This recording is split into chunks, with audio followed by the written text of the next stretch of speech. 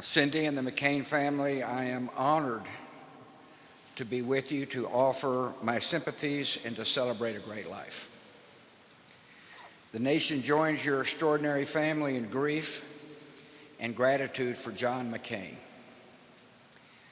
Some lives are so vivid, it's difficult to imagine them ended. Some voices are so vibrant and distinctive, it's hard to think of them stilled.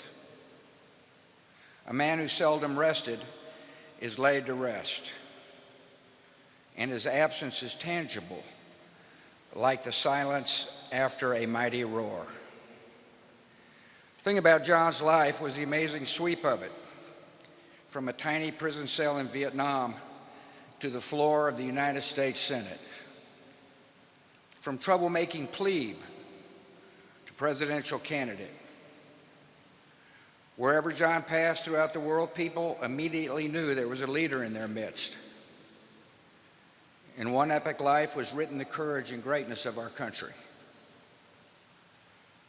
For John and me, there was a personal journey, our hard-fought political history. Back in the day, he could frustrate me. And I know he'd say the same thing about me. But he also made me better. In recent years, we sometimes talk of that intense period like football players remembering a big game. In the process, rivalry melted away. In the end, I got to enjoy one of life's great gifts, the friendship of John McCain, and I'll miss him.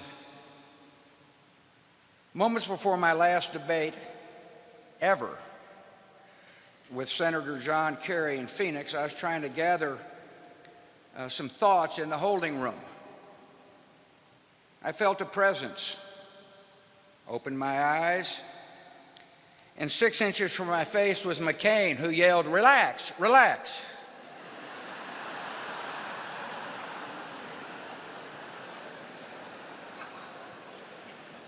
John was above all a man with a code. He lived by a set of public virtues that brought strength and purpose to his life and to his country.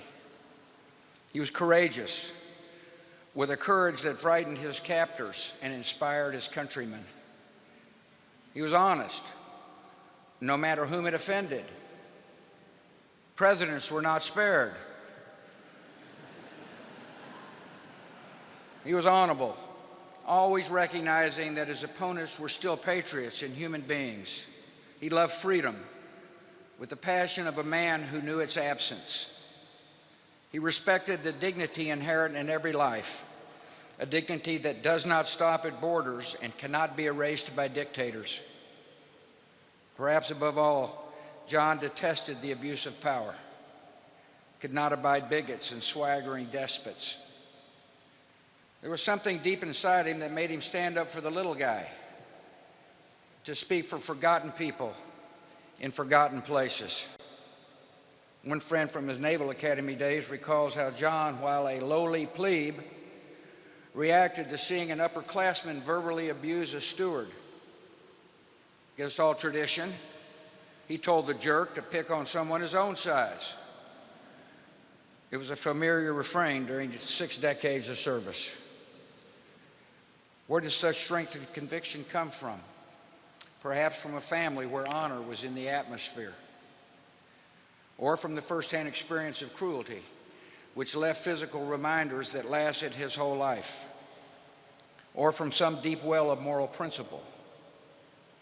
Whatever the cause, it was this combination of courage and decency that defined John's calling and so closely paralleled the calling of his country. It's this combination of courage and decency that makes the American military something new in history, an unrivaled power for good. It's this combination of courage and decency that set America on a journey into the world, to liberate death camps, to stand guard against extremism, and to work for the true peace that comes only with freedom. John felt these commitments in his bones. It is a tribute to his moral compass that dissidents and prisoners in so many places, from Russia to North Korea to China, knew that he was on their side. And I think their respect meant more to him than any medals and honors life could bring. The passion for fairness and justice extended to our own military. When a private was poorly equipped or a seaman was overworked in terrible conditions, John enjoyed nothing more than dressing down an admiral or a general. He remained the troublesome plebe to the end. Those in political power were not exempt. At various points throughout his long career, John confronted policies and practices that he believed were unworthy of his country. To the face of those in authority, John McCain would insist, "We are better than this. America is better than this." John, as he was the first to tell you, was not a perfect man, but he dedicated his life to national ideals that are as perfect as men and women have yet conceived. He was motivated by a vision of America carried ever forward, ever upward, on the strength of its principles. He saw our country not only as a physical place or power, but as the carrier of enduring human aspirations, as an advocate for the oppressed, as a defender of the peace, as a promise, unwavering, undimmed, unequal. The strength of a democracy is renewed by reaffirming the principles on which it was founded. And America somehow has always found leaders who were up to that task, particularly at the time of greatest need. John was born to meet that kind of challenge, to defend and demonstrate the defining ideals of our nation. If we're ever tempted to forget who we are, to grow weary of our cause, John's voice will always come as a whisper over our shoulder. We are better than this. America is better than this. John was a restless soul. He really didn't glory in success or wallow in failure because he was always on to the next thing. Friends said he can't stay in the same experience. One of his books ended with the words, "And I moved on." John has moved on. He would probably not want us to dwell on it, but we are better for his presence among us. The world is smaller for his departure, and we will remember him as he was, unwavering, undimmed, unequal.